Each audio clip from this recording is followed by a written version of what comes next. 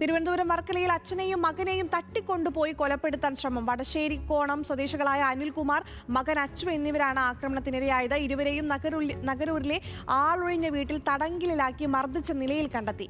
വിവരങ്ങളുമായി തിരുവനന്തപുരത്ത് നിന്ന് ഹാൻസ് ജോൺ ചേരുന്നു. ഹാൻസ് ജോൺ, തട്ടിക്കൊണ്ടുപോയിട്ട് തടങ്കലിലാക്കുകയാണ് ചെയ്തിരുന്നത്. ഇതിന് പിന്നിൽ എന്തെങ്കിലും ആസൂത്രിതമായ ശ്രമമായിരുന്നോ?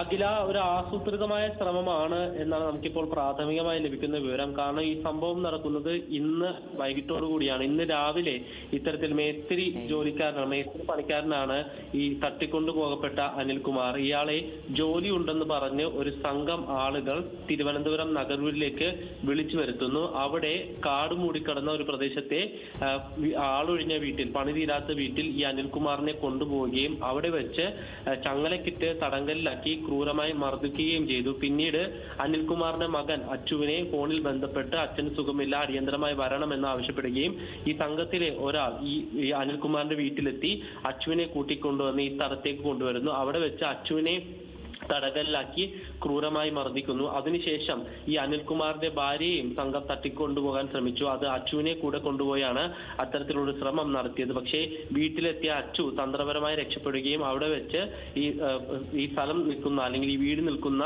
സംഭവ സ്ഥലത്തെ പഞ്ചായത്ത് പ്രസിഡന്റിനെ വിവരമറിയിക്കുകയും ചെയ്തു. പിന്നാലെ പഞ്ചായത്ത് പ്രസിഡന്റാണ് വർക്കല പോലീസിൽ വിവരമറിയിച്ച് ഈ അച്ചുവിനെയും അതിനോടൊപ്പം തന്നെ അനിൽകുമാറിനെയും സംഭവ സ്ഥലത്ത് നിന്ന് രക്ഷപ്പെടുത്തിയത്.